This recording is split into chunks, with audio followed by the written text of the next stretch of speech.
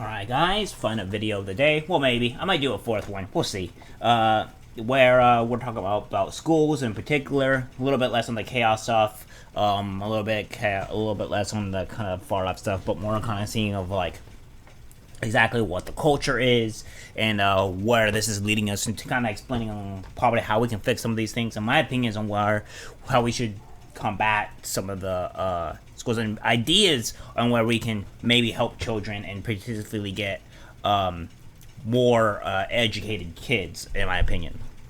Let's get right into the article. New report, 70% of 10-year-olds can't read following lockdowns.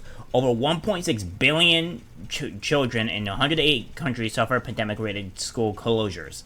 Now, that's pretty huge, but I will kind of... The only thing is that this is now also being particular into the U.S., but it's also worldwide. I would kind of like to see this in the U.S. I do understand that a lot of things is happening in the world with the Ukraine war, and obviously with the other things that are going on around the world. But I'd really like to focus on more things on the U.S. side of things, because we need to fix our culture and our issues before we go out and fix other countries. But this does help the U.S. and this does give some type of idea on what happens in the U.S. in particular. So it's not exactly terrible, but it does not necessarily mean 70% of the of 10-year-olds can't read following lockdowns in the U.S. So I just want to make that very clear for everyone. Even though you guys probably already knew that, I just want to make it clear for everybody to be involved. 70% of children in middle and low-income countries are unable to read and understand a simple story following restrictive lockdown measures that closed schools worldwide, according to a new report from the World Bank. The State of the Global Learning Poverty 22 update is a joint publication of the World Bank, UNICEF, FCDO, USAID, and the Bill and Melinda Gates Foundation, which notes that even before the COVID-19 pandemic, nearly 6 of every 10-year-olds in low and middle-income countries were suffering from learning poverty, which that's kind of to be expected, to be honest with you. That's not too extreme. But the global response to the pandemic between February 2020 and February 2022 resulted in education systems that were entirely closed for in-person learning for about 141 days. In parts of Asia, Latin America, and the Caribbean, children lost up to 273 days full days of school. Evidence is accumulating that the capacity of these remote learning efforts to substitute for in-person learning is very low. As a result, in many countries, the school closures led to large learning losses, according to the report. This is true even in countries with high internet penetration and high levels of digital skills among the teaching force. The only segments of the population who aren't seeing declines in educational performance are richer households, which offer wider, reliable internet connectivity, access to devices, a place to study, availability of books and learning materials, and conducive home environment.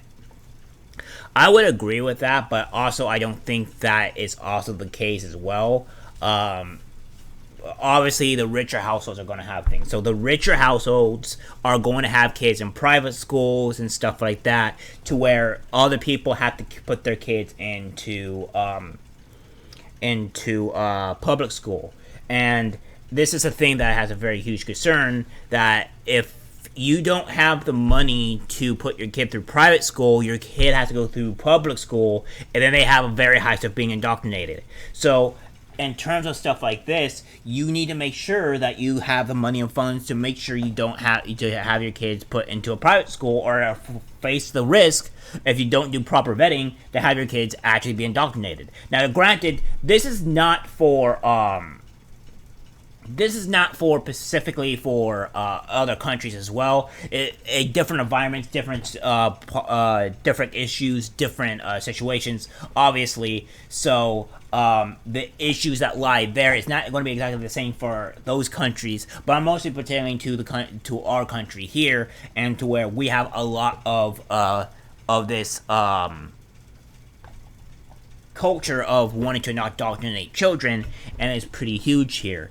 And this can be also applied to other places too that you have a huge problems. Or you can homeschool your children, which I actually recommend homeschooling children regardless of that, because this is just a better way of doing things, in my personal opinion. COVID-19 has devastated learning around the world, dramatically increasing the number of children living in learning poverty, said Jamie Savera, Global Director for Education at the World Bank. With 7 in 10 of today's 10-year-olds in low and middle income countries now unable to read a simple text, political leaders and society must swiftly move to recover the situation's future by ensuring learning recovery strategies and investments.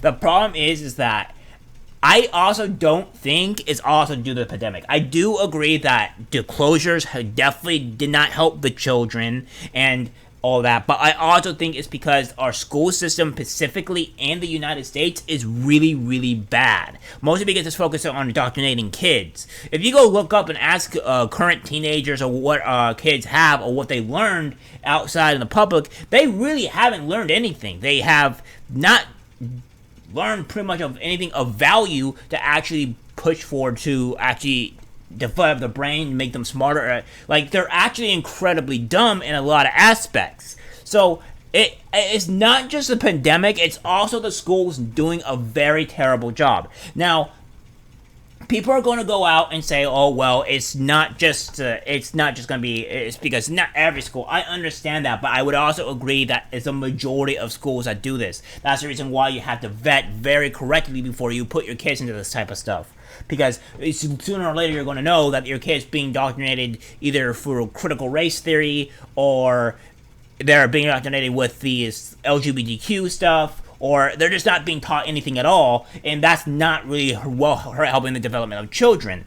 And I will go over my opinion on how we can fix a lot of this stuff, both by law and specifically what we should be putting into classrooms to actually benefit children and benefit other growing adults as well, that could help proceed to a better society. Some of the data is based on modeling, but emerging data measuring actual learning levels of children in reopening schools is corroborating the predictions of large learning losses. The report also warns of a major shock to human capital accumulation and productivity. Because of the loss of foundational learning, the inability for children to read or demonstrate basic efficiency and other skills may reduce their future productivity and their earnings once they enter the workforce. And that's already a problem to begin with. They already have a problem with them in the workforce, regardless of where this is happening. I don't think the schools are teaching them anything at all to prepare for life. In one example, the report noted that after a drought in Zimbabwe reduced schooling back in the 1980s, children who were impacted saw their lifetime earnings decline by 14%. The World Bank report states that without action to increase children's proficiency in basic skills like reading, the current generation of students risk losing $21 trillion in lifetime earnings, the equivalent of 17% of today's global GDP. The report shows that what we feared. Alicia Albert, OBE, Director in Education, Gender Equality, and Gender Envoy of a Foreign Commonwealth Development Office. I really hate that type of role. I do not like that. Even fewer children are now able to access a quality education due to the impact of COVID-19 and school closures globally, especially the most marginalized, obviously. Nobody is going to want to specifically ask the questions to why, and why Democratic officials, or even Republicans for that matter, really want to fix these low-income areas. They should really put forth money to fix these low-income areas, so that way we can have a better thriving economy and help the actual people there. But of course they don't put money into this, because why would they? It's not beneficial. Officials estimate that more than 1.6 billion children in 180 countries suffered pandemic-related school closures. The World Bank has provided a new rapid framework to help accelerate the learning of children who have been impacted by school closures. Reach every child and keep them in school, access learning levels regularly, prioritize teaching the fundamentals, increase the efficiency of instruction, including through catch-up learning, develop psychosocial health and well-being. The World Bank, UNICEF, FCDO, USAID, and the Bill and Melinda Gates Foundation have partnered on this initiative and hope to highlight the need for countries to act urgently and decisively for helping children acquire foundational skills. Getting children back into the classroom is just the first step. But if we stop there, we will rob millions of children of the chance to reach their full potential.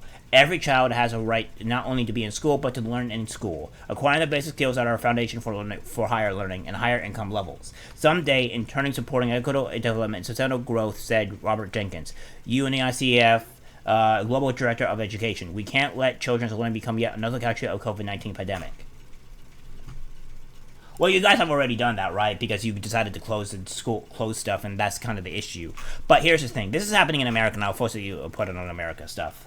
Here's the thing. We have a huge indoctrination problem in our schools. Our public schools are not teaching children correctly at all. And when I went to school specifically for this type of stuff, is that I didn't learn anything. A lot of the things that I would honestly say from 18 to where I am now is that a lot of these things I learned not in school but on the internet. I had to teach myself these things. And like some of the things, I'll be honest, like paying bills and stuff like that is difficult, or me not knowing very well on how to do them, specifically because of the fact that I was not taught these things in school. Now, I think, in my personal opinion, everything up to basic math, basic English should be obviously taught in school. History should be taught in school 100%, and then things should be like the amendments and the Constitution should also be taught in school 100%. These are one of the biggest crucial things should be taught in school. Now, of course, you have science, and you have people kind of go electing science and stuff like that. Honestly, we might need basic biology, but there are things that we need to have mandatory in schools that need to be taught, but not like algebra. Now, people would say, like, okay, algebra can be used in other places, but the majority of people don't use freaking algebra. They just don't. You're not going to use algebra in a lot of situations unless you're actually prepared for it. This is the reason why algebra should be taught in either potentially maybe high school or as a selective thing, because you need to learn basic math first so that you can function. After that, I think, depending on what grades we can get into and how we can distribute that, what grades kids need to learn this sort of stuff, or what would be too high level, or etc., then we could jump into people learning how to pay bills, taxes, and things of that nature, and all this stuff that help them be able to be productive in society. Because society tells you you're an adult at 18, right? Well, at 18, you know nothing. You know nothing of bills. You know nothing of taxes. You know nothing of what is actual beneficial to you. And having schools be able to teach kids this stuff without having to have them being elective. I know you can select things like this select things maybe in high school, certain high schools, maybe also select stuff in college, but these things should be mandatory taught. Because, again, yes, you are an adult when you're 18, but you know nothing of the real world or anything of that matter when you comes down to actual life stuff. And having things be taught in schools is of vital importance. Instead, we rather teach people like calculus or algebra, which really does not help at all. We have to do some things like basic biology. Maybe we can have some stuff put in there as well, and put in some all that stuff. But again, I do not think that algebra or these other unnecessary things, especially gender studies and stuff like that, is necessary for the mind, because these are not going to help you in today's society. First, you make everything what you need to have available through elementary school all the way to high school at end. Then at college, you get to decide on what you want to take. Sometimes you can have some things you want to study in high school, like maybe woodwork or stuff like that, stuff like that. And then maybe we can have some things like incorporated into college and stuff like that, and have more freedom of choice and freedom of what you need. But there should be an underlying thing of actual mandatory things that should be taught to kids. And I would even go as far as to say maybe we need to teach boys something different. Now, let me clarify. Boys learn different than actual females do. This is just fact. So maybe we need to do more hands-on things for boys in particular, so they can learn at a different thing. Because, again, teaching men to do how women learn is not the same way. We don't learn the same way, so maybe doing something different there is a better way of teaching boys stuff. But that's a different discussion for another time. So that's my opinion on how we could potentially fix a lot of the problems that's hurting children today. So there you go. Okay, that's it for the video, guys. Like, subscribe, share, and I'll see you in the next one. Take care.